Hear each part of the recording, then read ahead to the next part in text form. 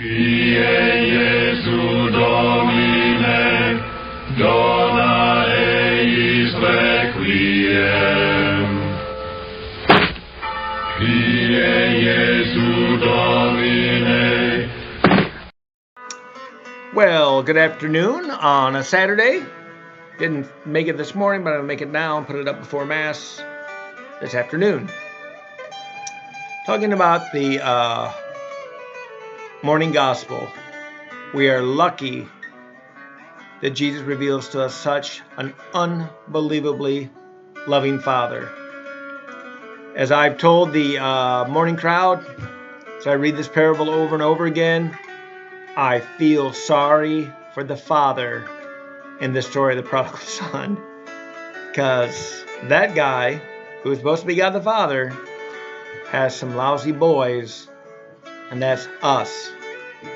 He's got two sons, and the youngest one writes him off for dead and takes all the fortune and squanders it. And the older son at the end kind of acts like he resents that the old man is still alive and is not appreciative of being with his father. I call that one unfortunate father. And that unfortunate father is God. And yet the point of the parable is not how poorly God gets treated. He does, and I think Jesus is giving us a little window into that. We'll turn down Seeley Dan for a little bit. It's how generous God is, in spite of the fact that we are a bunch of ingrates. Both sons have a profound lack of gratitude, massive lack of gratitude. The first one, again, takes his inheritance. Can't wait for you to die. Give me what's coming to me, and I will be out of your hair. That is what he said to his father. Incredibly insulting, abrasive, and I suspect many fathers would just say, your inheritance? You ain't getting crap. I'm writing you out of the will. I mean, isn't that what the typical response when things go wrong? I'm writing you out of the will. You don't appreciate what I've done. All you want is my money. You're out of the will. And that's not what the father does. He gives him what's coming to him, and then the kid goes off and wastes it and becomes destitute. You know, Jesus paints a terrible picture. This is a Jewish boy feeding pigs, so desperate he'd even eat what the pigs would eat, and nobody gives him anything. He's coming to a land of profound indifference and poverty.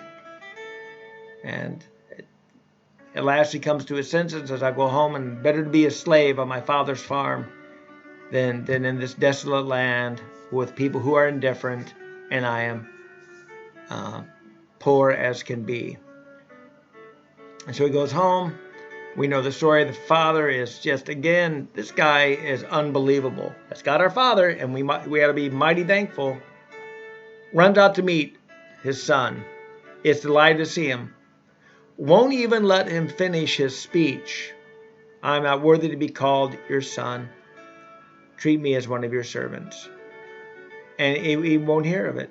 Puts a new coat on him, back in the family, new shoes. Have a feast. Because he's happy his son's back and is alive and has come to his senses. Doesn't even ask him what he did with his inheritance. Unimportant to the father. That's crazy. And of course, the older son's like, hey, I didn't hear about no party going on. Why do we have a party? Oh, guess who's back? And the older son is completely unhappy. Won't go in. Won't even acknowledge that the ne'er-do-well is his brother. That son of yours, no brother of mine. And the father pleads with him. Even after, again, the older son shows immense ingratitude. You've never even given me a kid goat. All I've done is obey you and be a slave. And the father pleads with him. Like, what? I never considered you a slave. Everything I have is yours. I mean, we really have to reevaluate our relationship with God the Father and how much we love our Father and how much gratitude we ought to have for our Father. because neither of the sons do. Well, the loser does when he comes back, which maybe that's why we all prefer to be the loser. He's grateful when he comes back. But the older son should be grateful too for being there. The joy of being with the Father is something we all want to discover. So anyway, blessed Saturday all, and hope you're having a good weekend. God bless.